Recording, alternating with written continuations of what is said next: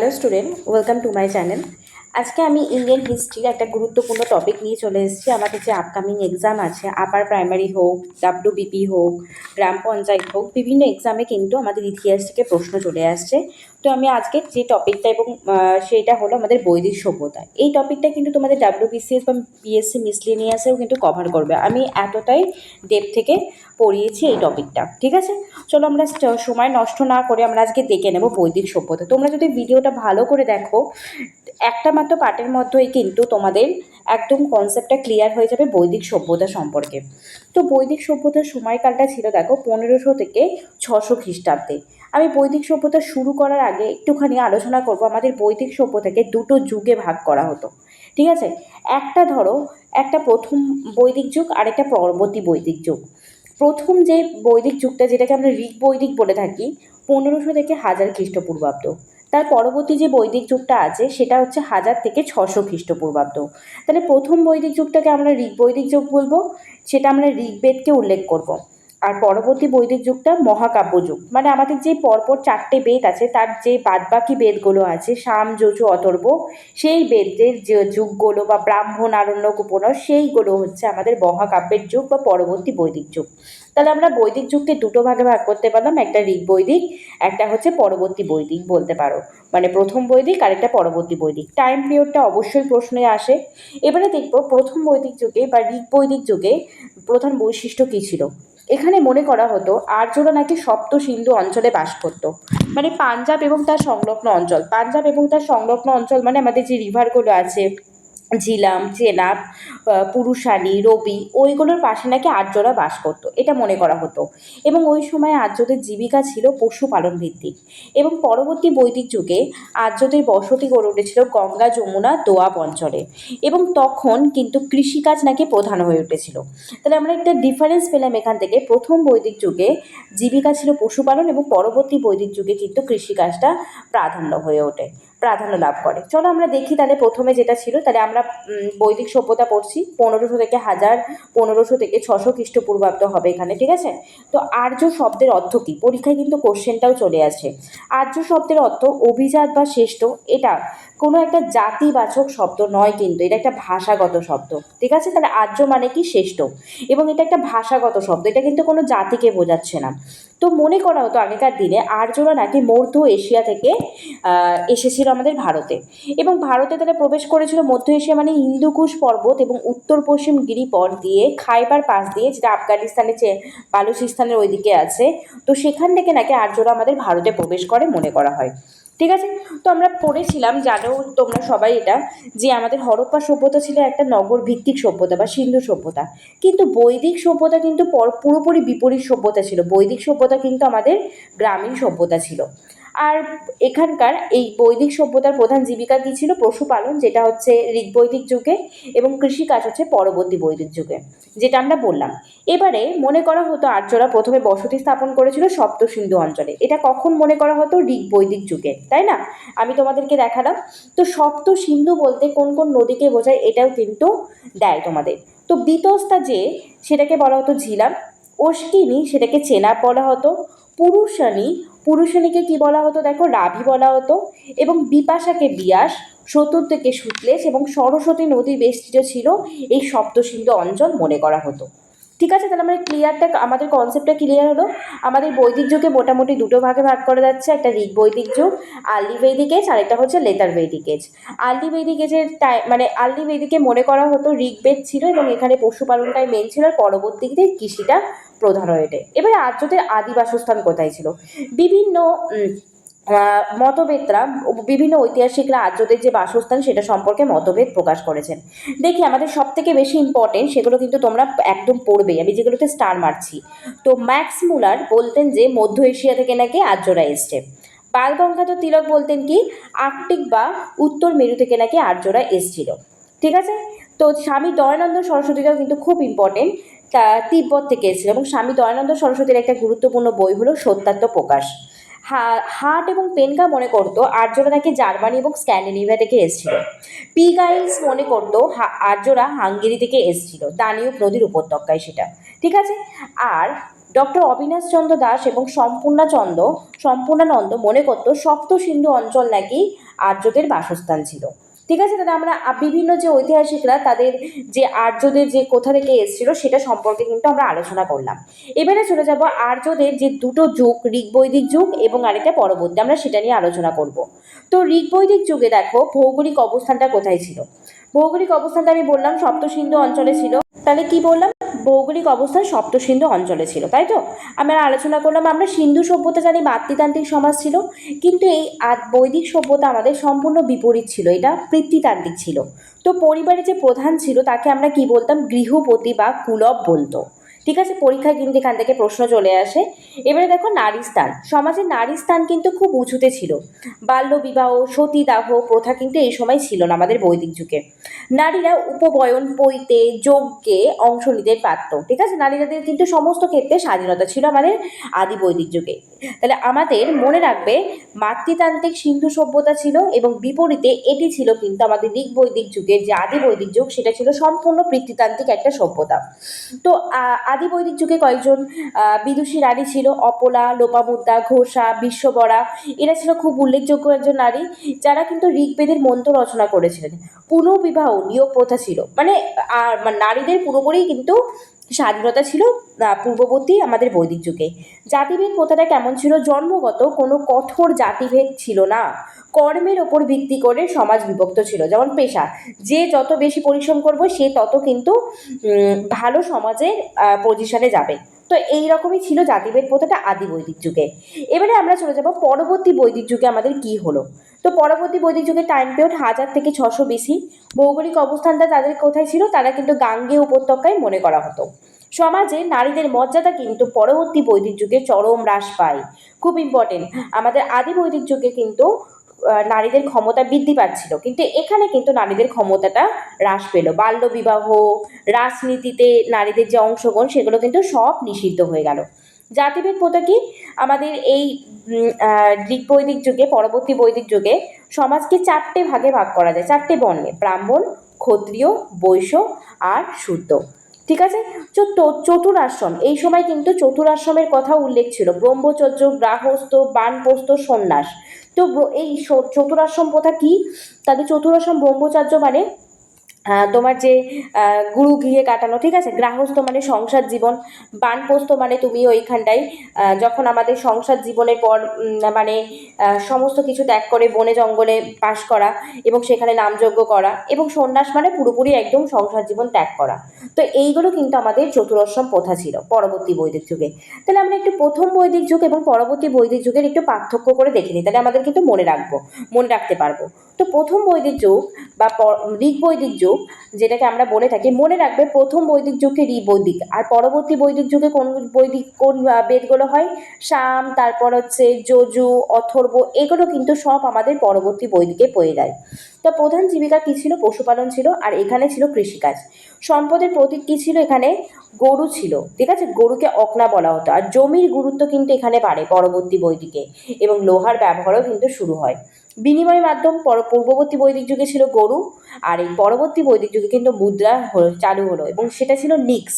ঠিক আছে, আর প্রধান শস্য ছিল প্রথম বৈদিক যুগে যব, আর পরবর্তী বৈদিক যুগে ছিল ধান, গম এবং যব ছিল। ঠিক আছে, তো প্রথম বৈদিক যুগে কোন কোন দেবতাদের মনে করা হতো, মনে রাখবে প্রথম বৈদিক যুগে বা ঋগ বৈদিক যুগে পুরো প্রাকৃতিক শক্তিকে কিন্তু এরা কাজে লাগিয়ে পুজো করতো, মানে এদের কোনো কিন্তু মন্দির ঠাকুরের জন্য ছিল না।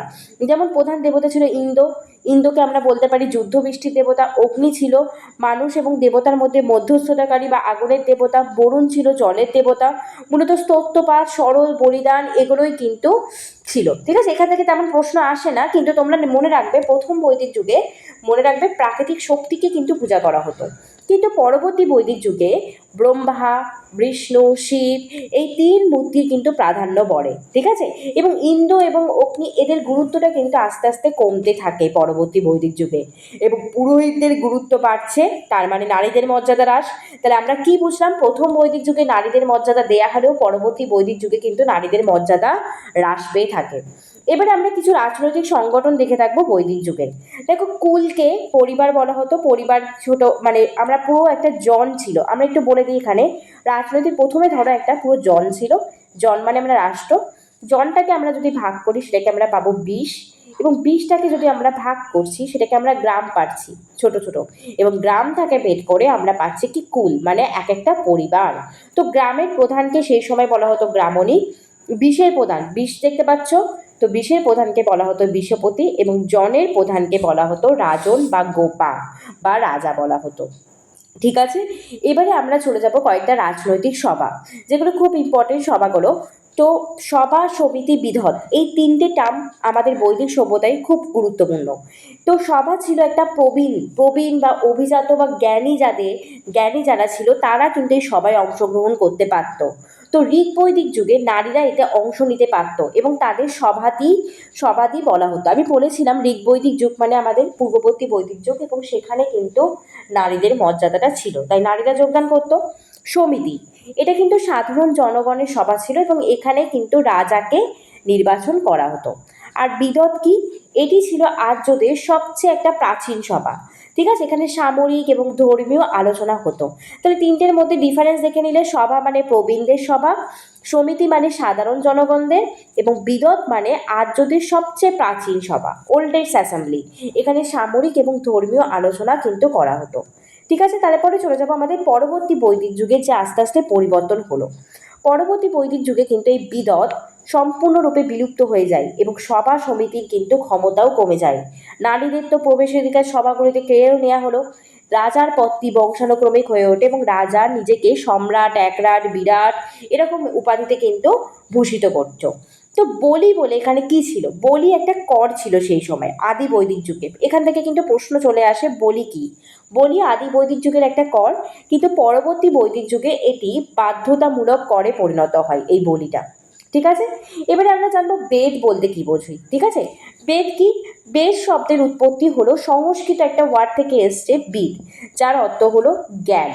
এবং বেদকে কোনো মানুষ কিন্তু ঋষি সৃষ্টি করেনি, এটা কিন্তু ঈশ্বরের বাণী। আর্যরা বিশ্বাস করতো, তাই আর্যরা কিন্তু এই বাণীকে বিশ্বাস করতো এবং তাদেরকে অপৌরুষেয় বলা হতো।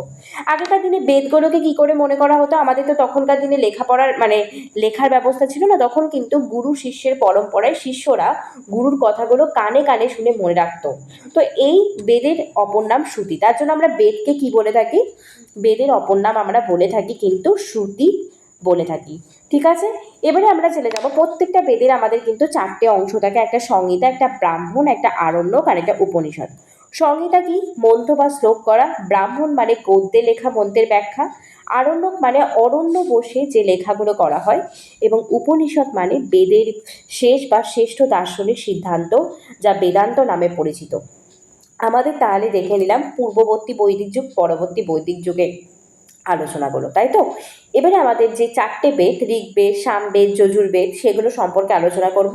তো ঋগ্বেদ মানে কি? ঋগ্বেদ হচ্ছে সব থেকে প্রাচীনতম বেদ এবং এটা প্রাচীনতম গ্রন্থ। বিষয়বস্তু কি? এটি মূলত দেবতাদের উদ্দেশ্যে রচিত বিভিন্ন যে স্তোত্র, মন্ত্র সব কিন্তু এগুলোতে বর্ণিত রয়েছে। যেখান থেকে প্রশ্ন আসে আমি সেগুলো বলবো। ঋগ্বেদে মোট 10টি মণ্ডল আছে, প্রশ্ন আসে এখান থেকে। 1028টি সূক্ত আছে, ঠিক আছে, এবং মোট শ্লোক আছে 10,552টি। ঋগ্বেদের মন্ত্রগুলি যারা যজ্ঞের সময় পাঠ করতেন সেই পুরোহিতগুলোকে কিন্তু হোত্রী বলা হতো। কি বলা হতো? হোত্রী কিন্তু বলা হতো। তো আমাদের ঋগ্বেদে অনেকগুলো মণ্ডল ছিল, আমরা বললাম 10খানা মণ্ডল। তো এই মণ্ডলগুলো কিন্তু খুব ইম্পর্টেন্ট। তো তার মধ্যে প্রথম থেকে যে 1 নম্বর থেকে 10 নম্বর মণ্ডল ছিল, সেই মণ্ডলটা মনে রাখবে, আমি একটু ভালো করে দেখি। 1 নম্বর থেকে 10 নম্বর ছিল, সেটা কিন্তু লেটেস্ট মণ্ডল ছিল, মানে সব থেকে নবীন, মানে সব থেকে প্রাচীন, প্রাচীন নয়, ঠিক আছে, লেটেস্ট এডিশন ছিল এই 1 থেকে 10। এবারে 2 থেকে 7-এ কী ছিল? 2 থেকে 7-এ মনে রাখবে আমাদের এই মণ্ডলটা সব থেকে ওল্ডেস্ট। তাহলে যদি বলি সব থেকে ওল্ডেস্ট কোনটা, 2 থেকে 7 মণ্ডল। আর 1 থেকে যে 7 মণ্ডলটা ছিল সব থেকে লেটেস্ট ছিল। ঠিক আছে, তো এইটা হচ্ছে সব থেকে প্রাচীন মণ্ডল এবং এগুলোকে বংশমণ্ডল বলা হয়। তাহলে 2 থেকে 7-এ আমাদের যে গোত্র বলি না পুজোর সময় আমাদের, সেই গোত্রের কথা কিন্তু উল্লেখ রয়েছে এই 2 থেকে 7-এ। তৃতীয় মণ্ডলে কি আছে? আমাদের তৃতীয় মণ্ডলে কিন্তু গায়ত্রী মন্ত্রের কথা উল্লেখ রয়েছে। ঠিক আছে, এটা মহর্ষি বিশ্বামিত্র রচনা করেছিলেন, এটাও ইম্পর্টেন্ট। এবং এটি সূর্য দেবতা বা সাবিত্রী দেব উদ্দেশ্যে কিন্তু উৎসর্গীকৃত এই তৃতীয় মণ্ডলটা। তাহলে 1 থেকে 7 মণ্ডলটা কি? লেটেস্ট। দ্বিতীয় থেকে 7 নম্বর, প্রথম থেকে 7টা লেটেস্ট, দ্বিতীয় থেকে আমাদের কিন্তু 7 নম্বরটা বলতে পারো। এখানে অনেক সময় বলে থাকে প্রথম থেকে 10 নম্বরটা, ঠিক আছে, আমি এখানে ভুল লিখেছি, প্রথম থেকে 10 নম্বরটা লেটেস্ট, আর 2 থেকে 7 যদি বলে সেটা কিন্তু ওল্ডেস্ট হয়ে যাচ্ছে। আর তৃতীয় মণ্ডলে কিন্তু আমাদের গোত্রের কথা কিন্তু আমাদের তৃতীয় মণ্ডলে গায়ত্রী মন্ত্রের কথা উল্লেখ হয়েছে, আর 2 থেকে 7 মণ্ডলে কিন্তু গোত্রের কথা উল্লেখ রয়েছে, ঠিক আছে।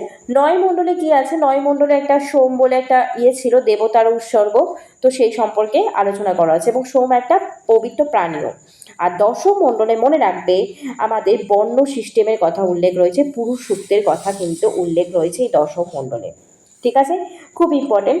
আরেকটা মণ্ডলের কথা তোমরা মনে রাখবে, যদি পার্টিকুলার মণ্ডলটা দিয়ে দেয়, 7 নম্বর মণ্ডল, ঠিক আছে, 7 মণ্ডল, এখানে আমাদের 10 রাজার যুদ্ধের কথা বলা হয়েছে, 10 কিং ব্যাটেল, 10 কিং ব্যাটেলের কথা আমাদের বলা হয়েছে 7 মণ্ডলে। ওকে, তো এইগুলো দেখে নেবে। এবারে আমরা চলে যাবো সামবেদ, ঠিক আছে। তো সামবেদের, আচ্ছা ঋগ্বেদের একটুখানি বলে নিই। ঋগ্বেদের হ্যাঁ দুটো ব্রাহ্মণ গ্রন্থ আছে, একটা ঐতিহ্য ব্রাহ্মণ, একটা হলো কৈশিতকী ব্রাহ্মণ। এখান থেকে প্রশ্ন আসে না বললেই চলে। তো সামবেদ হলো ভারতের সঙ্গীতের উৎস, তাহলে ঋগ্বেদ ছিল সব থেকে প্রাচীন, দেবতাদের মন্ত্রগুলো ছিল, এবং সামবেদ মানে সঙ্গীত, সাম মানে কি সঙ্গীত। তো এখানে সামবেদে মোট শ্লোক 1875টা এবং 99টা নতুন শ্লোক, এটা মনে রাখা তোমাদের দরকার নেই, তোমাদের আসে না। সামবেদের গান বা শ্লোক যিনি যজ্ঞে সুরে সুরে গাইতেন সেই পুরোহিতকে কিন্তু উদ্গাত্রী বলা হতো। কি বলা হতো? উদ্গাত্রী। তো এখানে প্রধান দুটো ব্রাহ্মণ আছে, একটা পঞ্চবিংশ ব্রাহ্মণ, একটা জৈমিনীয় ব্রাহ্মণ, সামবেদে কিন্তু উল্লেখ রয়েছে। এবারে চলে যাবো যজুর্বেদ। যজুর্বেদ যখন বলবো, যজুর্বেদে কিন্তু যজ্ঞের সম্পর্কে উল্লেখ রয়েছে। এখানে বিভিন্ন যজ্ঞের নিয়মাবলী, আচার অনুষ্ঠান, সেগুলো কিন্তু যজুর্বেদে আছে। এই যজুর্বেদকে দুটো ভাগে ভাগ করতে পারি, একটা শুক্ল আর একটা কৃষ্ণ, ঠিক আছে। তো এটা তোমরা দেখে নেবে, এটা যজ্ঞের মন্ত্র আছে, এবং এখানে মন্ত্রের পাশাপাশি গদ্যেরও কিন্তু ব্যাখ্যা করা হয়। পদ্য মানে আমরা কি বলি, কবিতার মতো, তাই না, আর গদ্য মানে পুরো ডিটেলস, তাহলে কৃষ্ণ যজুর্বেদে গদ্যের কথাটা কিন্তু উল্লেখ করা হয়। তো যজ্ঞের সময় এই বেদের নিয়মাবলী যারা পরিচালনা করতেন, এই পুরোহিতকেও কিন্তু অধৈর্য বলা হতো, ঠিক আছে। এটা কিন্তু কোন বেদের? যজুর্বেদের কথা বলছি। ওকে, এখানেও দুটো ব্রাহ্মণ ছিল, শতপথ ব্রাহ্মণ এবং ঐতরীয় ব্রাহ্মণের কথা কিন্তু উল্লেখ রয়েছে এই যজুর্বেদে। এবারে আমরা চলে যাব অথর্ববেদ। অথর্ববেদ কি? জাদুবিদ্যার কথা উল্লেখ আছে। তাহলে আমরা 4টে বেদ সম্পর্কে পড়লাম। ঋগ্বেদ মানে প্রাচীন, এবং সামবেদ মানে গানের কথা, যজুর মানে হচ্ছে যাগযজ্ঞ, এবং অথর্ব মানে জাদুবিদ্যার কথা, ঠিক আছে। তো অথর্ববেদে মোটামুটি 20টা খণ্ড ছিল, এতে মোটামুটি 731টি সূক্ত ছিল। তো এখানে ভুল ত্রুটিগুলি সংশোধনের দায়িত্বে যিনি থাকতেন তাকে কিন্তু ব্রহ্মা বলা হতো। অথর্ববেদে একমাত্র এবং গুরুত্বপূর্ণ ব্রাহ্মণ, তার নামই ছিল গোপদ ব্রাহ্মণ। এটা তোমরা মনে রাখবে, গোপদ ব্রাহ্মণ, ঠিক আছে। তো আমরা 4টে বেদ পড়লাম, 4টে বেদের উপবেদও ছিল, সেইগুলোর নাম মনে রাখবো। ঋগ্বেদের উপবেদ কি ছিল? আয়ুর্বেদ। সামবেদে ছিল গন্ধর্ববেদ। যজুর্বেদের উপবেদ ছিল কি? ধনুর্বেদ। এবং অথর্ববেদের উপবেদ ছিল শিল্পবেদ বা স্থাপত্যবেদ। ওকে, এবারে চলে যাবো উপনিষদ কি ছিল, ঠিক আছে। উপনিষদ মনে রাখবে, উপনিষদ কি? উপনিষদ শব্দের অর্থই হলো গুরুর সমীপে বসবাস করা, মানে গুরুর কাছে বসা। তো এটা একটা বেদের শেষ অংশ, তাই উপনিষদকে আমরা বেদান্তও বলে থাকি, এবং এতে কোনো যাগযজ্ঞের কথা নেই, খাঁটি দর্শনের চিন্তা যে আছে সেটার কথা উল্লেখ হয়েছে। মোট উপনিষদ কত? 108টি। এটা ইম্পর্টেন্ট, সত্যমেবে জয়তের কথাটা আমাদের কিন্তু মুন্ডক উপনিষদ থেকে নেওয়া হয়েছে, এটা তোমরা মাথায় রাখবে। আর সব থেকে বড় উপনিষদ কি? বৃহদারণ্যক উপনিষদ। ওকে, এবারে চলে যাবো বেদাঙ্গ কি ছিল। তাহলে উপনিষদ মানে গুরুর সমীপে বসা, আর বেদাঙ্গ মানে বেদকে সঠিকভাবে উচ্চারণ করা, এবং 6টি বেদাঙ্গ আছে আমাদের: শিক্ষা, কল্প, ব্যাকরণ, নিরুক্ত, এগুলো শুধু নামই জেনে রাখো, তেমন লাগে না, ছন্দ এবং জ্যোতিষ, ঠিক আছে, 6টা আমাদের বেদাঙ্গ আছে। এবারে চলে যাবো বিভিন্নদের দর্শন, তারা সেই দর্শন আছে 7খানা মতো দর্শন আছে, সেই দর্শনগুলো কারাকারি রচনা করেছিল। সংখ্যা দর্শন রচনা করেছিলেন মহর্ষি কপিল, যোগ দর্শন মহর্ষি পতঞ্জলি, ন্যায় দর্শন মহর্ষি গৌতম রচনা করেছিলেন, ঠিক আছে। আর দেখো বৈশেষিক দর্শন, সেটা কিন্তু রচনা করেছিলেন মহর্ষি কনাদ, পূর্ব মীমাংসা মহর্ষি জৈমিনী, এবং উত্তর মীমাংসা সেটা রচনা করেছিলেন মহর্ষি বাদরায়ণ। ওকে, এবারে চলে যাবো পুরাণ। আমাদের পুরাণ থেকে, যেমন পুরাণ মানে কি? প্রাচীন কাহিনী। শুধু মনে রাখবে মোট পুরাণের সংখ্যা 18টি, ঠিক আছে, এখানে আর তেমন পুরাণ নেই। আর একটা পুরাণের কথা মনে রাখবে, এখান থেকে প্রশ্ন একবার এসেছিল WBCS-এ। সবচেয়ে প্রাচীন পুরাণ কি? মৎস্য পুরাণ, এবং এখানে সাতবাহন বংশের কথা উল্লেখ রয়েছে। এছাড়া বিষ্ণু পুরাণে মৌর্য বংশের কথা এবং বায়ু পুরাণে গুপ্ত বংশের কথা উল্লেখ রয়েছে। তাহলে সবচেয়ে প্রাচীন পুরাণ কি? মৎস্য। মৎস্যতে কি আছে? সাতবাহনের কথা, ঠিক আছে। আর বিষ্ণুতে আছে মৌর্য, বায়ুতে আছে গুপ্ত বংশের কথা। মহাকাব্য আমরা সবাই জানি, আমাদের দুটো মহাকাব্য, একটা রামায়ণ, একটা মহাভারত। রামায়ণকে লিখেছিল বাল্মীকি এবং মহাভারতকে লিখেছিল বেদব্যাস কিন্তু লিখেছিল, ঠিক আছে। তো প্রধান যে বৈদিক দেবদেবী সেগুলো আমরা আলোচনা করব। আমাদের যে বৈদিক সভ্যতার দেবদেবী, ইন্দ্র ছিল হচ্ছে ঋগ্বৈদিক যুগের প্রধান দেবতা, আমরা জানি। তারপরে দেখো, অগ্নি ছিল দ্বিতীয় প্রধান দেবতা, ঈশ্বর এবং মানুষের মধ্যে দূত। বরুণ জলের দেবতা, সোম বা উদ্ভিদের দেবতা ছিল। সাবিত্রী ছিল গায়ত্রী মন্ত্র উদ্দেশ্য করা হয়েছে এনাকে, ঠিক আছে। উষা অদিতি বৈদিক যুগের দেবী ছিলেন। প্রজাপতি ব্রহ্মা ছিল আমাদের। 10 রাজার যুদ্ধের কথা মনে রাখবে, ঋগ্বেদের আমাদের সপ্তম মণ্ডলের 10 রাজার যুদ্ধের কথা আছে। এবং রাভি নদীর তীরে ভরত গোষ্ঠীর যে একজন রাজা ছিলেন সুদাস, এক পক্ষে এবং অপর পক্ষে 10 উপজাতি নিয়ে কিন্তু এই যুদ্ধটা হয়েছিল, ঠিক আছে। তো আমাদের বৈদিক সভ্যতাটি কিন্তু খুব তাড়াতাড়ি আমরা শেষ করলাম, তাই তো। বৈদিক সভ্যতার মধ্যে এবারে কিছু কিছু টার্ম আছে, সেগুলো আমরা দেখে রাখবো। অকনা বলা হতো, ঠিক আছে, গরুকে বলা হতো, ঠিক আছে। ঋগ্বেদ আমরা জানি। তোমরা আমাকে কমেন্টে জানাবে তো, এই অকনা বা গরু কোন বৈদিক যুগে প্রাধান্য পেত? ঋগ বৈদিক যুগে নাকি পরবর্তী বৈদিক যুগে? নিক্স কি ছিল? নিক্স ছিল একটা মুদ্রা। ক্যারিসিন কি ছিল? কৃষক, পরবর্তী বৈদিক যুগে। ব্রহ্মদেয় কি ছিল? দেখো, ব্রাহ্মণদের দেয়া করমুক্ত জমি ছিল। গাবিষ্টি কি ছিল? গোবিষ্টি ছিল গরুর সন্তান। তা অদ্রি কি ছিল? অদ্রি দেখো শস্য পেষণকারী পাথর ছিল। তক্ষণ কি ছিল? কাঠমিস্ত্রি বা ছুটার ছিল, ঠিক আছে। আর অয়স ছিল প্রথম দিকে তামা বা ব্রোঞ্জ, পরবর্তী বৈদিক যুগে এই অয়সটাই কিন্তু লোহা হয়ে যায়। ব্রীহি কে ছিল? ব্রীহি ছিল কিন্তু পরবর্তী বৈদিক যুগের প্রধান ফসল। কুলপাপি ছিল পরিবারের প্রধান বা গৃহকর্তা ছিল। বাগদুহ ছিল কি? বিবাহের সময় বরের পক্ষ থেকে কনেকে দেয়া উপহার। রথকাঠ কি ছিল? রথকাঠ ছিল রথ প্রস্তুতকারক, ঠিক আছে। তাহলে আমরা কিন্তু আজকে দেখে নিলাম বৈদিক যুগ কিভাবে, বৈদিক যুগ, বৈদিক যুগ, তারপর পরবর্তী বৈদিক যুগ, এবং আমাদের যে 4টি বৈদিক যুগ আছে সেগুলো কিন্তু আমরা আলোচনা করলাম একটা ভিডিওর মাধ্যমে, ঠিক আছে। তোমাদের এখান থেকে খুব কমই কোশ্চেন আসে, কিন্তু যদিও বা আসে, এইটুকুনি ছাড়া কিন্তু এর বাইরে তোমাদের প্রশ্ন আসবে না। তোমরা যদি ভিডিওটা ভালো করে একবার দুবার দেখে নাও, তাহলে কিন্তু তোমাদের আর কিন্তু ডাউট থাকবে না।